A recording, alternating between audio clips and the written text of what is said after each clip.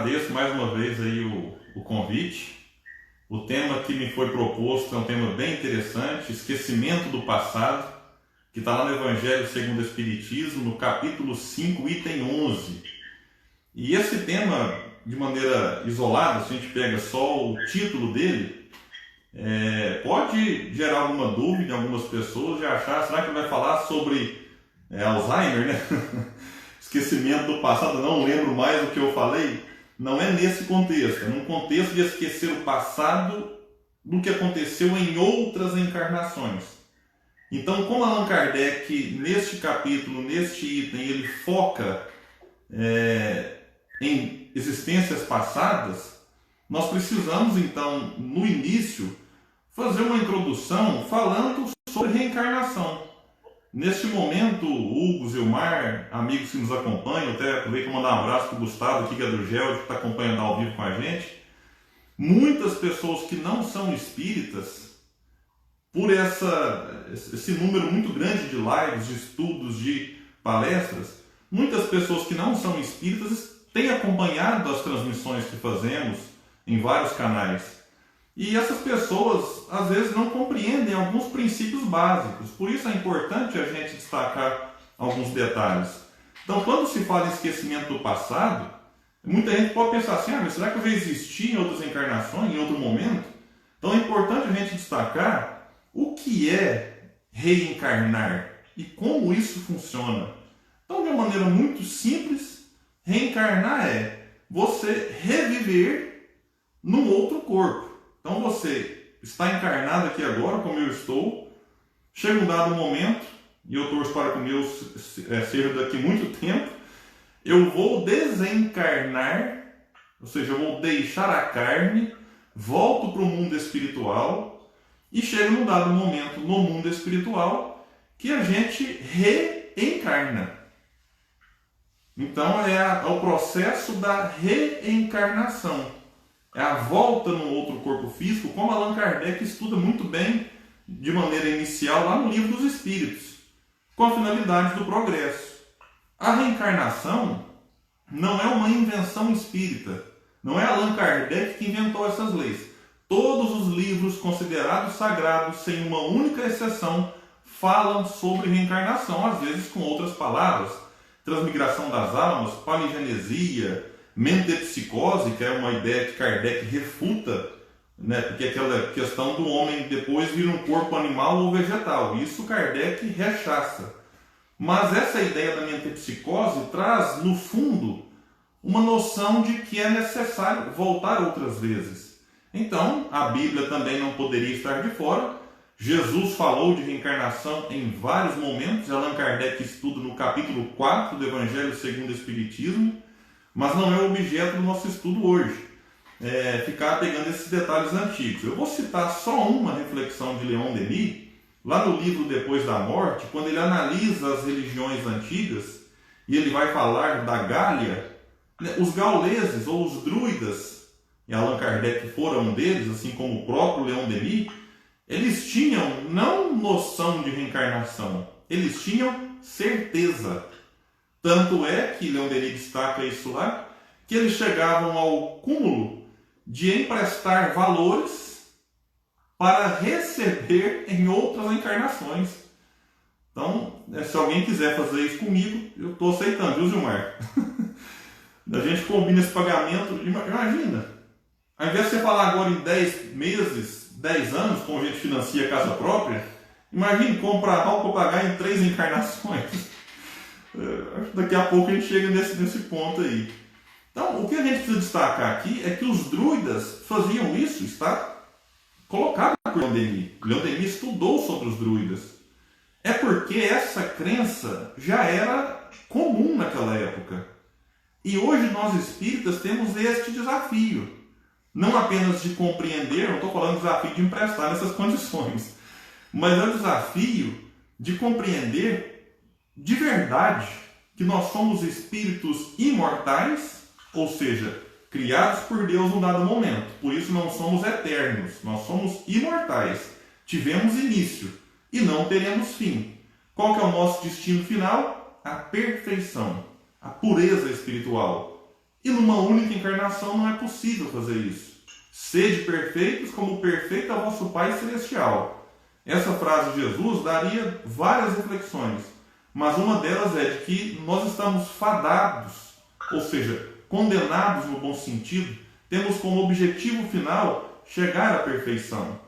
E numa única existência, por mais que a gente estude, por mais que a gente aprenda, desenvolva as virtudes, é impossível chegar a essa perfeição numa única existência. Por isso o próprio Leon Denis, ele vai escrever que o progresso é uma escada, e não uma escada sem degraus. Os renascimentos, as reencarnações, são os degraus pelos quais o ser se eleva e progride. Então ele coloca aqui agora cada reencarnação como se fosse um degrau.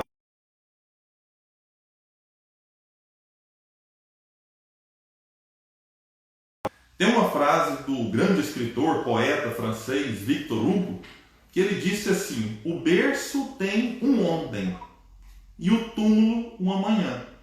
Então essa frasezinha pequena, simples, ela traz em si uma grande verdade. Quer dizer que nós já existíamos antes de nascer neste corpo e existiremos depois que deixarmos este corpo. Então essa é uma frase muito bonita de Victor Hugo que eu não podia deixar de trazê-la para o estudo de hoje. E alguém pode até se perguntar: William, mas se nós não lembramos da outra existência, é porque nós não existíamos antes. Bom, essa reflexão a gente até aceita, mas para provocar novas reflexões. E ela é uma inverdade e a gente pode utilizar inclusive para questões desta encarnação. A pergunta é: será que eu preciso lembrar do passado para dizer que este passado existiu? E já coloco uma pergunta vinculada a esta, né? O que você fez? Com quem você esteve? O que aconteceu no dia... Vou pegar uma data qualquer aqui. Dia 23 de fevereiro de 1984. Você lembra, Gilmar? Não. Mas então você não existiu nessa data? Então, quer dizer, não é porque nós esquecemos que a gente não existiu antes. Gabriel Delany, de uma maneira muito feliz, num livro chamado A Evolução Anímica, que é um livro bem complexo, inclusive, mas que a gente consegue extrair dali algumas lições, né, importantes, ele vai dizer que é porque a questão da lembrança ela é muito sutil para um corpo muito material como o nosso. Então, o que a gente vai lembrar desta encarnação, normalmente é aquilo que marcou muito. Aquilo que causou um impacto muito grande. Algumas datas são inesquecíveis. O nascimento de um filho, por exemplo, a gente se lembra de vários detalhes. O que eu fazia antes, como é que eu fui para o hospital, quem que eu encontrei. Algumas datas, né, de impacto coletivo, por exemplo, a morte do Ayrton Senna. É uma data em que muita gente até hoje consegue se lembrar. Eu, por exemplo, eu tinha 9 anos na época e eu me recordo do que eu fazia quando recebia a notícia. Outras datas de impacto coletivo, 11 de setembro, nas Torres Gêmeas, muita gente até hoje se lembra. Nossa, eu estava em tal lugar, não dos detalhezinhos, mas se lembra de alguns detalhes porque foi algo muito marcante. Normalmente, quem torce para o Vasco vai se lembrar de todos os títulos que o Vasco ganhou, porque como são poucos, eu sou vascaíno, então a gente lembra, por exemplo, o que você estava fazendo quando o Vasco ganhou o título Libertadores. Então, são datas que a gente marca. Uma muito especial, e eu trago essa porque eu sei que o Gilmar é um grande amigo do Divaldo, vai ficar feliz quando eu falar isso. Uma data que eu não esqueço foi que a primeira palestra espírita que eu assisti foi do Divaldo. Então, foi marcante naquele momento. Isso tem 9 anos. Foi a primeira. Um amigo meu falou: olha, vai ter uma palestra lá no Center Shopping de um rapaz que é espírita, tem 500, 600 filhos adotados, e eu fiquei impressionado com aqueles números, a idade dele na época. E eu me recordo, Gilmar, que eu assisti a palestra e o Divaldo estava na ocasião com 84 anos de idade, 84, 85, E já se comentava, ixi, é a última palestra que o Divaldo faz. Porque o Divaldo, ele surpreende, né? Como é que tem tanta vitalidade, né? Hoje já aí com 93 anos de idade, por muitos e muitos anos. E só uma informação, Gilmar, porque o Divaldo nasceu no dia 5 de maio de 1927. Curiosamente, como que os espíritos, né, isso pode ter sido ao acaso? Pode, eu não estou querendo aqui trazer nenhum tipo de fanatismo para a discussão. Mas Leon Denis, o ano de 1927, eu falo que ele foi um ano histórico para o movimento espírita.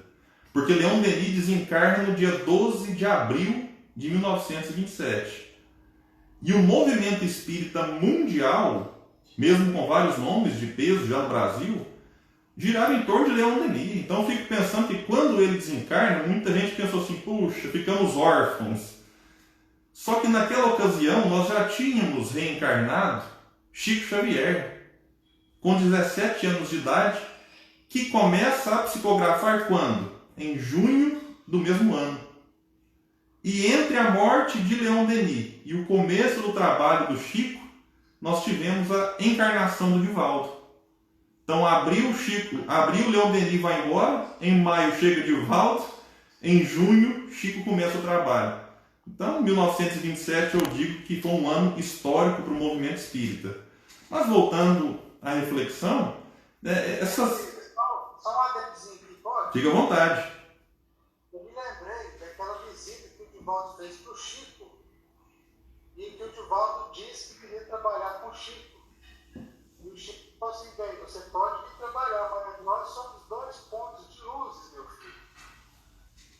Então, quando você falou isso, eu me recordei dessa passagem da visita que o Divaldo fez para o Chico naquela data. Com certeza, são 2 espíritos assim, que vieram e, no caso do Chico, veio, já se foi, o Divaldo continuou com a gente, trazer luz para o mundo, não tenhamos dúvidas disso.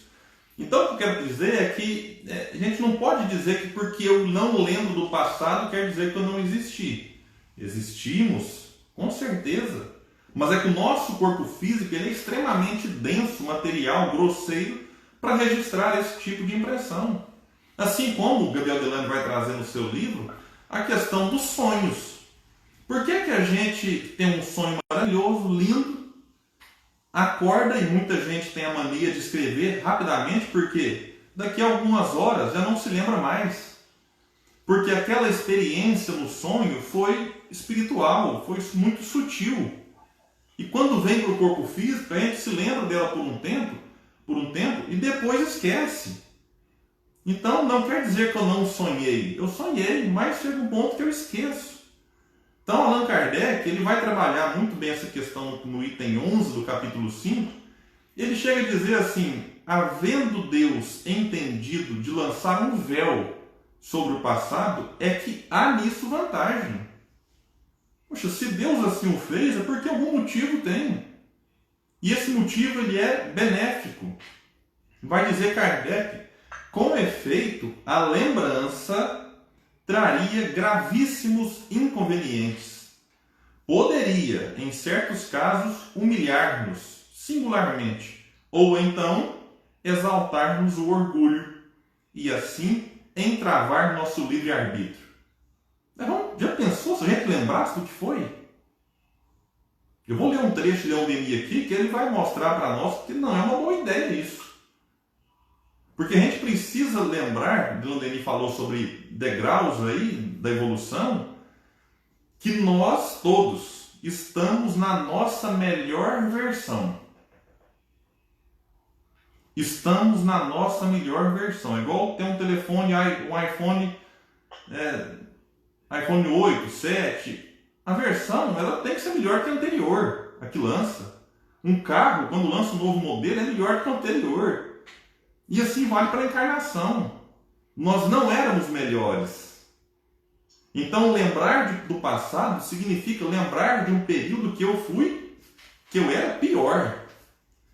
E se eu tenho dificuldade de perdoar os meus erros desta encarnação, como é que seria conviver sabendo de todos os erros que eu fiz no passado? Como nós lidaríamos com isso? Então, o auto-perdão, ele é um dificultador nesse sentido. Nós ficaríamos travados, com mais depressão, com mais transtornos. E em todas as circunstâncias, vai dizer Kardec, acarretaria inevitável perturbação nas relações sociais. E Leon Denis vai explicar isso, lá no livro Porquê da Vida. E volta a frisar. Imaginemos por um momento, depois façamos esse esforço de imaginação, se Deus, num passe de mágica agora, permitisse que tudo se revelasse para nós. Tudo. Retirasse esse véu. E a partir de agora, eu saberia quem eu fui nas minhas últimas existências. E quando eu sei disso, eu vou saber também o que eu fiz para os outros, o que os outros fizeram para mim. Como vai colocar Leon Denis, que a lembrança não seria uma pesada bola presa aos nossos pés, como se estivéssemos numa prisão. Penosamente, vai dizer Leon Denis, saídos das idades de furor e de bestialidade. Como deve ter sido esse passado de cada um de nós? Bom, passado de inquisição, de revoluções extremamente violentas, um passado em que vivemos aí, talvez em vários países, regimes ditatoriais, escravidão, opressão. Então, ora oprimido, ora oprimindo, ora sendo o opressor. Então, como é que nós lidaríamos com tudo isso? Que às vezes eu encontro com alguns amigos que falam, William, eu descobri o que é que eu fui na outra encarnação. E quase sempre a pessoa se orgulha, como disse Kardec antes, né, dos altos postos que teve.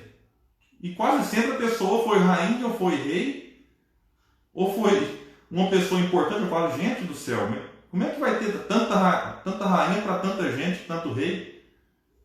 Né, o encontro de amigos fala, nossa, eu sou assim porque eu estive lá na crucificação de Jesus. Eu falo, gente, agora todo espírito esteve na crucificação de Jesus. Nós somos 4 milhões só no Brasil, não tinha 4 milhões de habitantes naquela região naquela época. Então a gente precisa entender que talvez nós somos anônimos. Talvez nós somos pessoas, né, que não tivemos tanta importância nem para o bem nem para o mal. Então a gente não precisa ficar preocupado com esse passado. Não precisa ficar preocupado com essas questões. Do que é que eu fiz, do que é que fizeram para mim.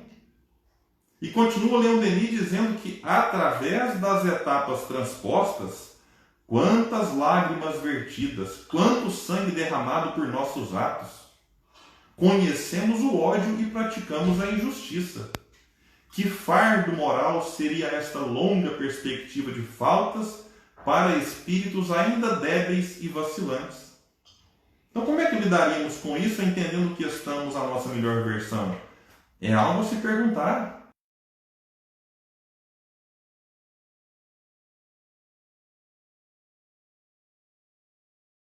Do passado dos outros? Que situação para o culpado, marcado pelo ferro em brasa, por toda a eternidade? Então a gente vê hoje, por exemplo, quando alguém comete um crime e ele é corretamente, por exemplo, condenado, recebe a sentença e aquilo vai para o que a gente chama aqui de antecedente criminal. Essa pessoa que cometeu esse crime, algum crime, que fica com a sua ficha suja, vamos dizer assim, ela tem dificuldades de reinserção no mercado de trabalho, por exemplo.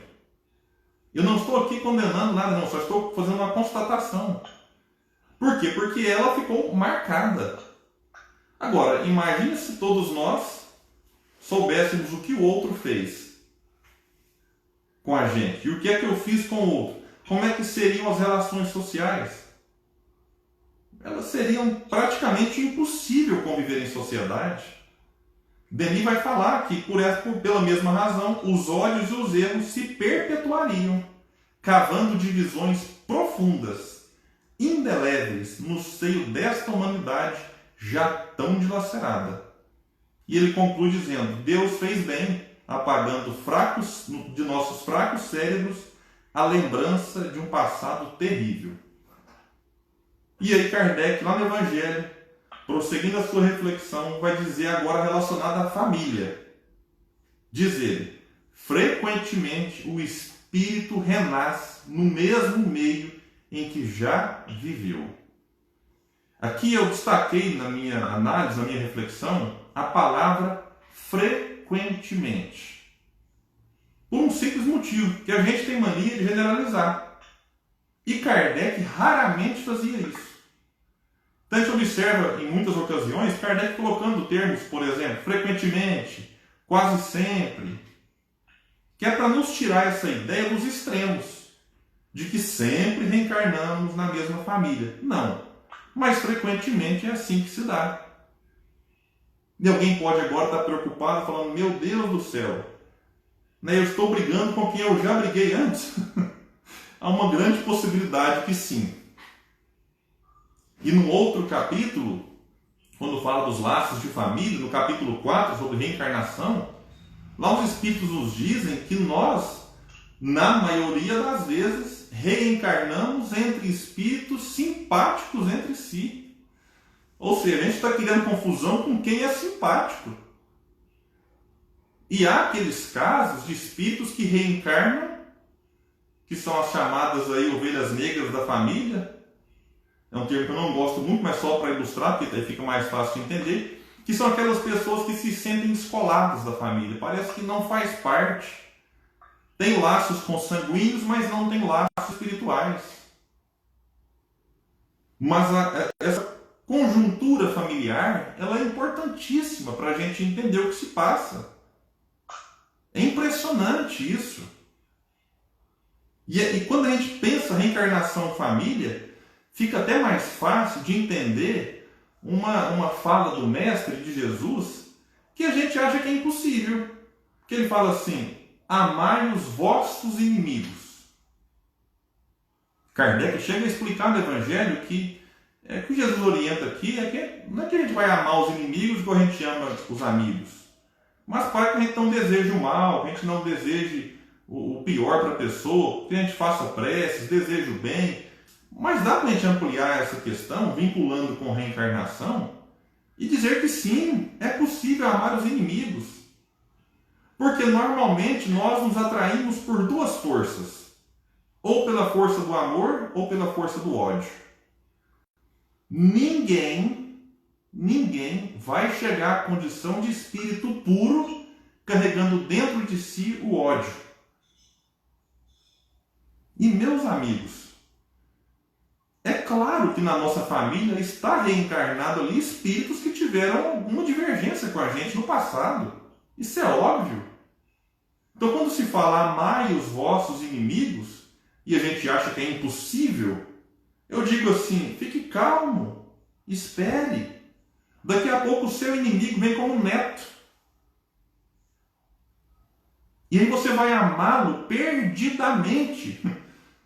E ainda bem que você esqueceu o passado, que você pega aquele neto no colo e fala assim: meu vovô te ama tanto, meu filho. Mas se você soubesse o que você já fez para ele, ou o que ele já fez para você, talvez você não amaria ele desta forma. Então o esquecimento do passado é uma bênção para que a gente cumpra o que Jesus nos recomendou em relação aos inimigos. William quer dizer que os inimigos reencarnam só como neto, porque neto é tudo de bom. Eu vejo os meus pais com os meus aqui, tem 55 dias que a gente não se encontra por causa da quarentena, e eu fico com ciúme, porque os meus pais não querem me ver mais, querem ver os netos. Quando eles fazem live, é só assim: não, eu estou com saudade dos meus netos, papai, mas e de mim? Estou abandonado nesse mundo agora. Mas é porque é diferente. Talvez agora, a relação vô com neto é um negócio impressionante. Eu fico vendo os meus filhos com os meus pais e chama atenção. Só que às vezes esses inimigos, eles reencarnam em outras posições familiares. Então quando vem na condição de neto é fácil. Mas quando vem na condição, por exemplo, de sogra, e pode vir, né? Quem garante que não vem? A minha sogra vai ver essa palestra depois, mas não é nosso caso. pode vir na condição de cunhado, de cunhada, daquele familiar mais difícil. Em que nós temos nesta oportunidade agora, aquilo que Alberto Almeida vai falar de uma maneira muito bonita nas suas palestras, que é de desatar os nós, transformando-os em laços, ou seja, afrouxando isso, desapertando isso, né? Agora ampliando os níveis de amor, porque a gente só odeia quem um dia nós já gostamos, quem um dia nós já tivemos alguma proximidade. Como é que eu vou odiar alguém que mora lá no Japão que eu nunca vi essa pessoa? Não tem jeito. Então a reencarnação em família, ela nos dá essa possibilidade, e graças ao esquecimento do passado, de rever isso que ficou mal feito antes. Então essas simpatias e antipatias terrenas, a gente não sabe quem que o outro foi, mas elas podem ser ali um indício, né, de que mesmo esquecendo, eu trago ali algo no fundo, né, que indica que eu preciso me aproximar mais daquela pessoa.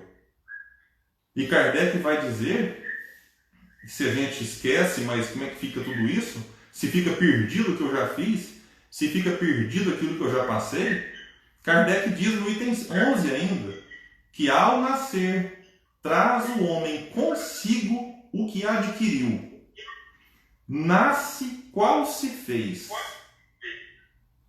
Ou seja, aqui nós não temos Deus distribuindo dons, Deus dando prêmios. Deus não dá virtudes para ninguém.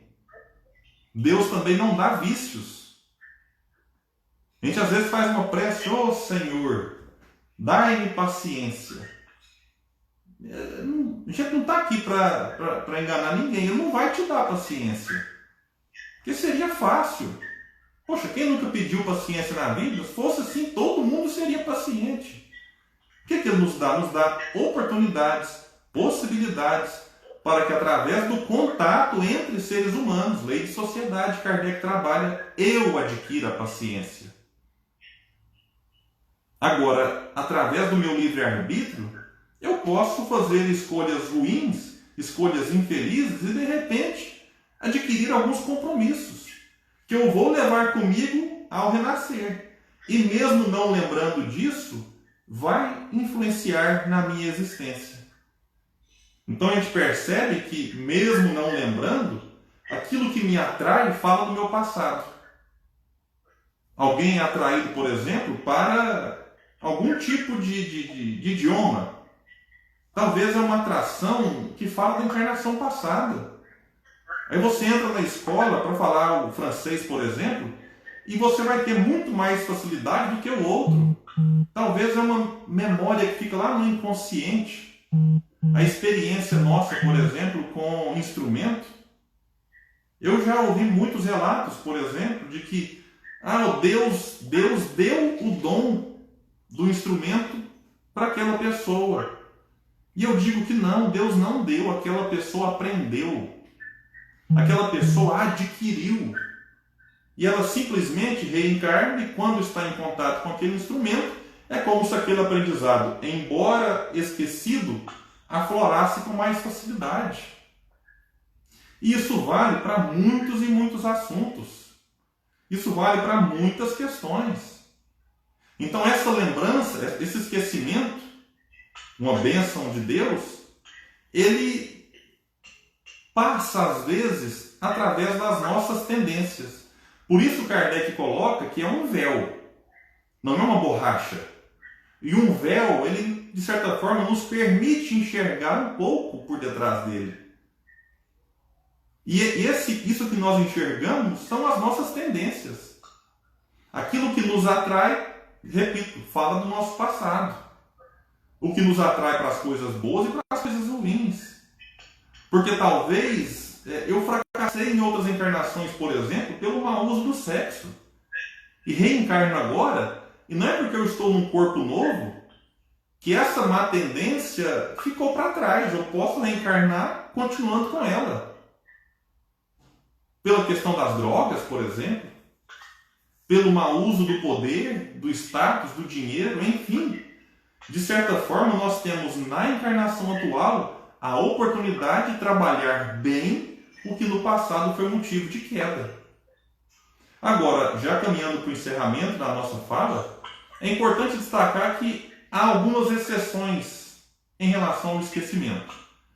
Porque há pessoas que tiveram e têm até hoje lembranças naturais. E nós tivemos vários estudiosos do assunto. Eu cito, por exemplo, aqui, o indiano chamado Banerjee, que não era espírita. O Divaldo, inclusive, cita ele bastante nas suas palestras, que pesquisou vários e vários casos de crianças que se lembravam de encarnações passadas.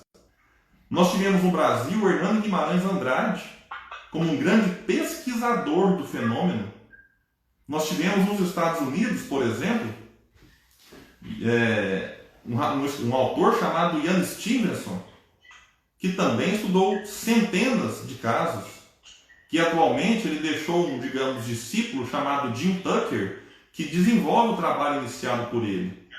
Então, algumas crianças trazem de maneira natural essas lembranças, que foram confrontadas, que foram confirmadas por estudiosos. Detalhe, muitos deles nem espírita eram. E há uma outra possibilidade desse esquecimento ser rompido, que é quando se faz a chamada terapia de vidas passadas. Vejamos o nome. Terapia. Então, esse tipo de tratamento ele é recomendado para fins terapêuticos e não apenas para curiosidade banal, em que eu quero saber agora o que eu fui. É que muitas vezes nós trazemos traumas para a encarnação atual que dificultam muito a convivência. E esse tipo de terapia, que é feita inclusive pelo Alberto Almeida, para citar um terapeuta sério, e ele conta alguns casos nas suas palestras, obviamente resguardando a identidade dos pacientes, e a gente percebe que essa terapia pode auxiliar bastante a pessoa a destravar traumas, conflitos, fobias, em que, por exemplo, pessoas que morreram afogadas em encarnações passadas, elas podem reencarnar agora com pavor de água. Pessoas que desencarnaram de alguma outra forma, talvez, não é bom nem ficar falando em detalhes dessas mortes mais traumáticas, mas elas reencarnam agora, não se lembram. Mas os traumas atuais falam do seu passado. E aí esse tipo de terapia pode auxiliar.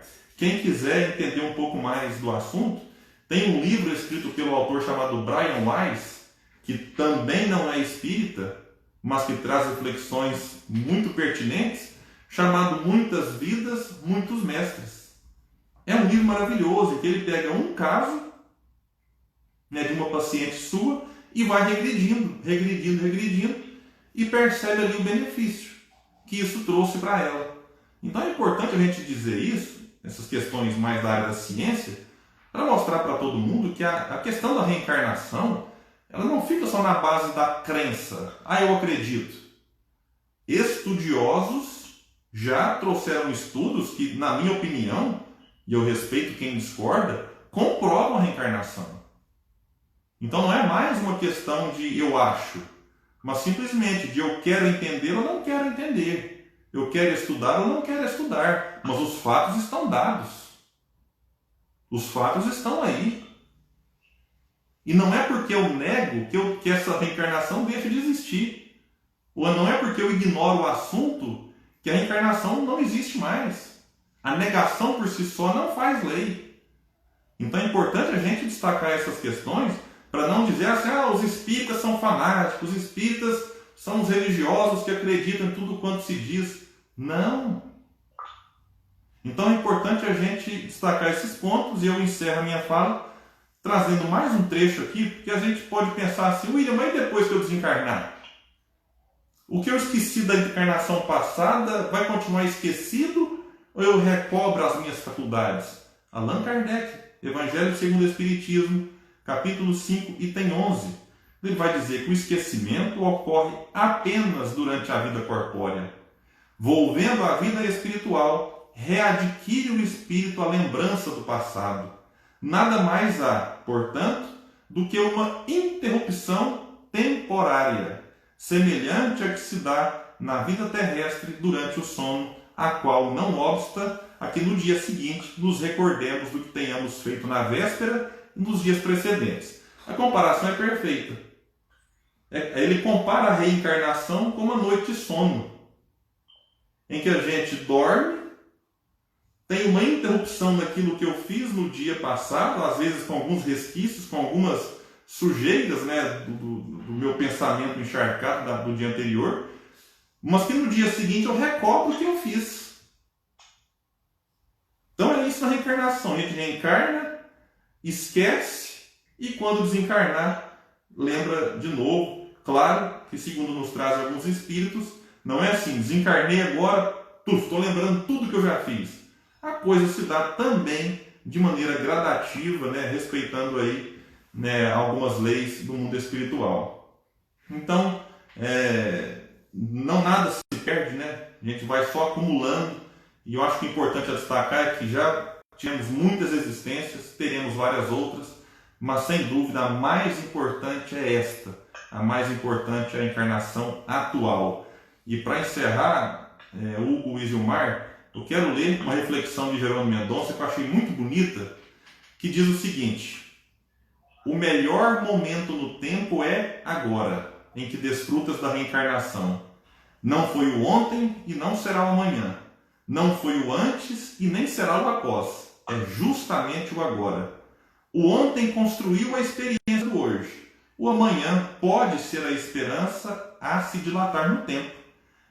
O antes pode ser a oportunidade perdida. O após pode ser uma nova perspectiva. Mas o agora é o momento da ação. Perdoa, ama e serve agora. Ajuda, esquece e passa agora. Ouvida todo mal, toda queixa infeliz ainda agora. Agora quer dizer já. Aproveitando o tempo que se chama agora na construção do bem para todos, inevitavelmente terás uma manhã feliz. Então eu agradeço, a minha participação, o convite dos amigos aí de Tumbiara, do Centro Espírita César Franco. É um prazer estar com vocês, se não fisicamente,